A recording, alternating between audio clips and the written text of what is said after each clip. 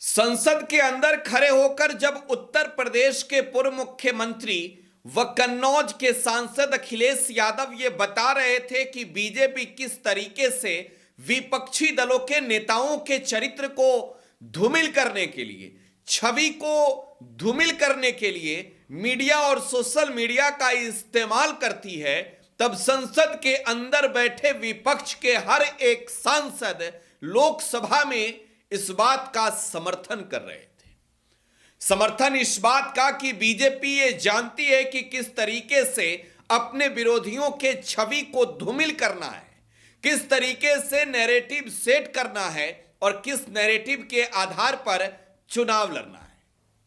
इसके कई प्रमाण हैं और ये प्रमाण दर्शाते हैं कि देश में बीजेपी सबसे ज्यादा नैरेटिव सेट करने के मामले में सुर्खियों में रहती है।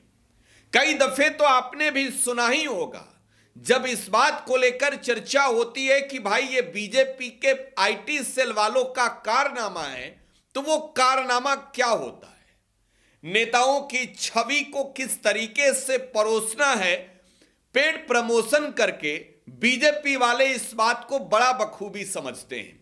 और वही बात अखिलेश यादव ने आज संसद के अंदर कहा, तो संसद के अंदर तमाम विपक्षी दलों के सांसद अखिलेश यादव के समर्थन में नजर आ रहे थे। जरा अखिलेश यादव को सुनवाते हैं आपको। अभी जब मैं भारतीय जनता पार्टी के माननीय सदस्य जी का सुन रहा था बात, तो वो बिहार का इलेक्शन और आने वाले भविष्य में जो उत्तर प्रदेश का इलेक्शन उस पर भी काफ़ी चर्चा कर रहे थे। सभापति महोदय, मैं कुछ बातें ऐसी कहना चाहता हूं जो हम लोगों ने अपनी आंखों से देखा, और जिस इलेक्शन कमीशन से हमें ये उम्मीद थी कि निष्पक्ष काम होगा, निष्पक्ष कार्रवाई होगी, वो हमें कहीं देखने को नहीं मिली। मैं सबसे पहला उदाहरण ये देना चाहता हूं कि एक रामपुर का बाई इलेक्शन जो लोकसभा का हुआ, जब लोकसभा का चुनाव बाई इलेक्शन रामपुर का हो रहा था, तो भारतीय जनता पार्टी की सरकार के मुख्यमंत्री जी और पूरी भारतीय जनता पार्टी ने यह तय किया था कि समाजवादी पार्टी यहां से नहीं जीतेगी, यहां से भारतीय जनता पार्टी जीतेगी। और ये आशंका हम लोगों को थी कि हर तरीके से हम लोगों को दबाया जाएगा, हर तरीके से चुनाव में धांधली की जाएगी। और जिस समय चुनाव शुरू हुआ, वो चीजें हम लोगों को देखने को मिली।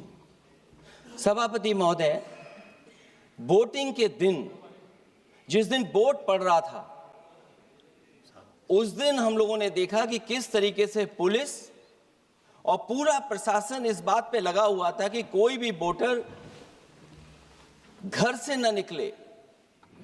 रामपुर का बाई इलेक्शन हमने ऐसा देखा जहां पर पूरा पुलिस प्रशासन, भारतीय जनता पार्टी की सरकार ये कोशिश में लगी थी कि मतदाता बाहर ना निकले, और पहली बार भारतीय जनता पार्टी वहां से चुनाव लोकसभा का जीती। ये बाई इलेक्शन लोकसभा की बात कर रहा हूं मैं, और एक एक घटना की सूचना हम लोगों ने इलेक्शन कमीशन को दी है। एक एक घटना के पुलिस क्या कर रही है, पुलिस कहां बैरिकेडिंग लगाई है, पुलिस कहां रोक रही है, कौन पुलिस का अधिकारी कहां जा रहा है, डीएम क्या कर रहे हैं, कमिश्नर क्या कर रहे हैं। और उसके बावजूद भी इलेक्शन कमीशन ने एक भी किसी के खिलाफ कार्रवाई नहीं की। अध्यक्ष महोदय, जब हम ये बात समझ गए कि इलेक्शन कमीशन बायस्ड है,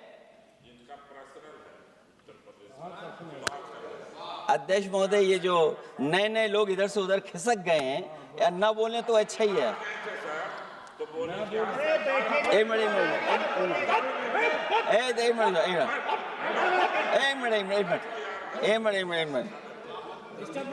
मिनट अध्यक्ष महोदय, पर अध्यक्ष महोदय, मेरा ये आग्रह है अखिलेश जी से। अध्यक्ष महोदय ये कुछ जानते नहीं है, अध्यक्ष महोदय माननीय सदस्य कुछ जानते नहीं है, ये ना पढ़े लिखे हैं ना कुछ जानकारी रखते हैं। ये मैं ये कह रहा हूँ, मैं ये बात इसलिए कह रहा हूँ, ये अनपढ़ इसलिए हैं अध्यक्ष महोदय, मैं ये बात इसलिए कह रहा हूँ कि जो जो घटनाएं मैं बता रहा हूँ, मैंने एक एक घटना इलेक्शन कमीशन को टैग किया है, एक एक वीडियो इलेक्शन कमीशन को दिया है, एक एक पत्र लिखा है इलेक्शन कमीशन को। अगर एक भी कार्रवाई की हो तो मुझे बता दें, अगर ये जानते हो। और दूसरा, मैं अध्यक्ष महोदय मैं दूसरा बताना चाहता हूं आपको। अध्यक्ष महोदय, चुनाव जीते जाते हैं, हारे जाते हैं। कभी कोई चुनाव जीतता है, कभी कोई चुनाव जीतता है। एक समय था जब हम लोग कांग्रेस पार्टी से लड़ते थे, और एक समय आ गया कि जब हम आपसे लड़ रहे हैं। चुनाव कभी ये जीतते हैं, कभी वो जीतते हैं, कभी मैं जीतता हूं। एक समय था अध्यक्ष महोदय, मैं 5 लोकसभा का सांसद था यहां।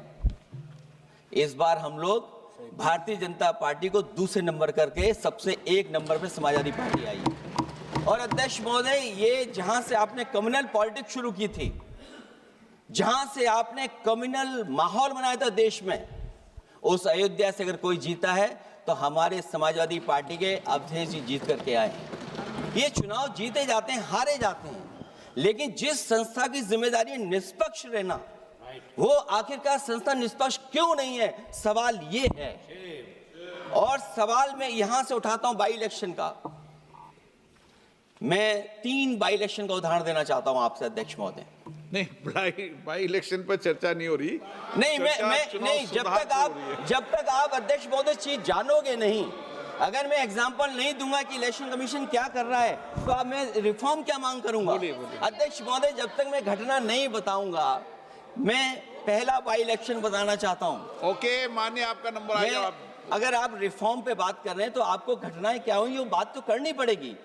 अध्यक्ष महोदय, मैं बाई इलेक्शन मिल्कीपुर की बात करना चाहता हूं। बाई इलेक्शन मिल्कीपुर जो अयोध्या क्षेत्र में आता है। इलेक्शन कमीशन को हम लोगों ने शिकायतें की, यहां धांधली होने जा रही है, चुनाव को हराया जाएगा। वहां की सरकार ने मिलकर के किस अधिकारी को पोस्ट करना है, किसको प्रिसाइडिंग ऑफिसर बनाना है, और हम लोगों ने रंगे हाथ पकड़ा लोगों को। एक व्यक्ति को पकड़ा, वो 6 वोट के डाल के आ रहे थे।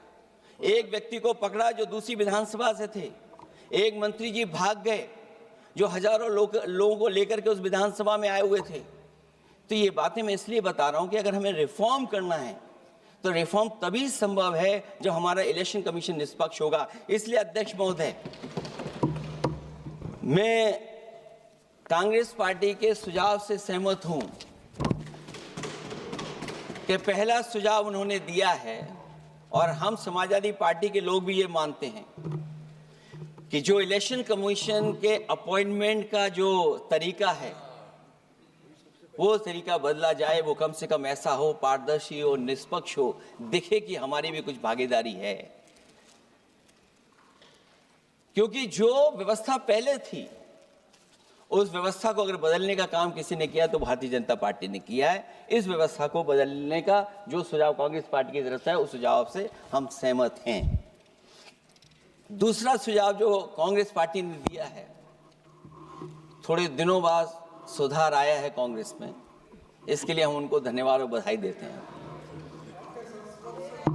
उन्होंने कहा, और अध्यक्ष महोदय मेरा भी सुझाव है, कि इलेक्शन बैलेट पेपर से होना चाहिए। और इसलिए होना चाहिए, इसलिए चुनावी प्रक्रिया अंदर से खराब हुई है।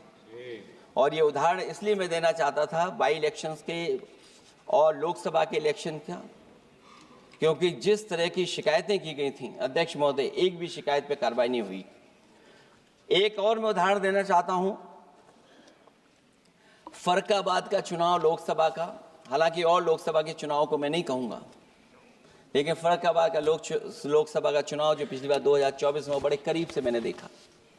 वहां के जिलाधिकारी, वहां का पुलिस का प्रशासन पूरे दिन लाठी चलाता रहा, और कभी लाइट जाती थी, कभी लाइट आती थी। जब हम लोगों ने जानकारी करने की कोशिश की कि आखिरकार क्यों हो रहा है, तो पता लगा कि उन्हें रिजल्ट बदलना है। तो उत्तर प्रदेश का इस तरह एक रिजल्ट नहीं बदला गया, कई जगह रिजल्ट बदला गया। हम इलेक्शन कमीशन के सामने खड़े रह गए कि इलेक्शन कमीशन को बताते रहे कि धांधली हो रही है, लेकिन इलेक्शन कमीशन ने कोई सुनवाई नहीं की।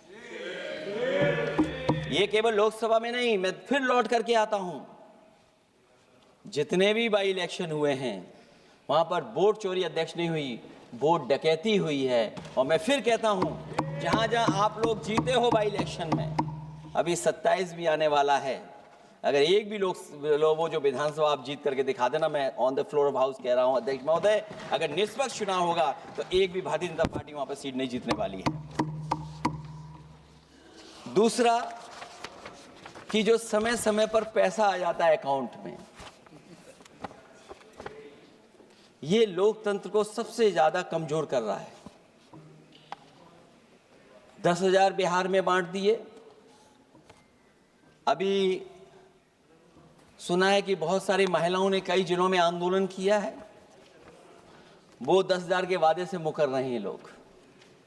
और मुझे याद है कि जिस समय उत्तर प्रदेश में मैं फ्री मोबाइल देने जा रहा था, कैबिनेट से मैंने पॉलिसी पास की थी, लेकिन यही बीजेपी के लोग चिल्ला चिल्ला करके उसको कह रहे थे कि चुनाव को इन्फ्लुएंस करने के लिए ये पॉलिसी लेकर के आए हैं, ये बांटने जा रहे हैं, और उसको रोक लगवाने का काम इलेक्शन कमीशन से किसी ने किया था, तो वो भारतीय जनता पार्टी थी।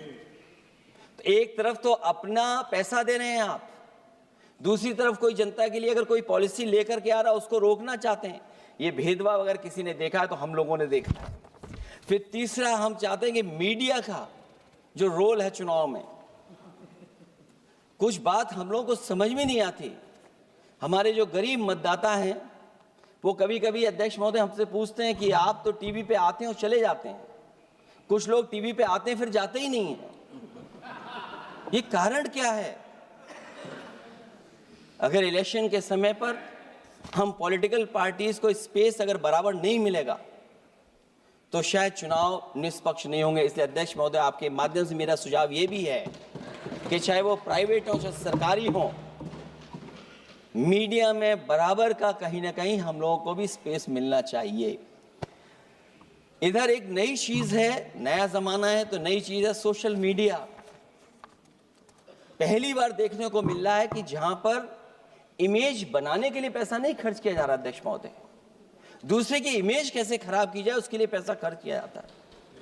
जो नकारात्मक जितना कैंपेन है, मैं अध्यक्ष महोदय दावे के साथ कह सकता हूं, हमारे पास कोई एजेंसी नहीं है, कोई सोशल मीडिया टीम नहीं है जो हम नेगेटिव कैंपेन रन कराते हों, लेकिन भारतीय जनता पार्टी के पास हजारों ऐसे लोग हैं और हजारों करोड़ रुपए इस बात के लिए खर्च करते हैं कि नेगेटिव कैंपेन कैसे रन किया जाए। और जितना जितना चुनाव करीब आता है उतना सोशल मीडिया से लेकर के हर प्लेटफॉर्म पर नेगेटिव कैंपेन अगर कोई कर रहा है तो वो कर रहा है भारतीय जनता पार्टी के लोग। इलेक्टोरल बॉन्ड की तो बात हम तो ये उत्तर प्रदेश के पूर्व मुख्यमंत्री अखिलेश यादव थे जिन्हें आप सुन रहे थे। सपा प्रमुख भी हैं और आपको मालूम है कि उत्तर प्रदेश में विधानसभा के चुनाव भी होने वाले हैं। लिहाजा इस चुनावी माहौल में अखिलेश यादव ने संसद के अंदर भारतीय जनता पार्टी के उस कारनामे को एक्सपोज किया है जिस बात को लेकर कई दफे चर्चा होती है। लेकिन संसद जैसे जगह पर मौजूद अखिलेश एक और 2027 के चुनाव को जीतने की तैयारी में है, तो दूसरी ओर बीजेपी के फेक आईटी कारनामों को लेकर वो पूरी तरीके से सजग भी हैं। फिलहाल आप टुडे बिहार न्यूज के साथ बने रहें। धन्यवाद।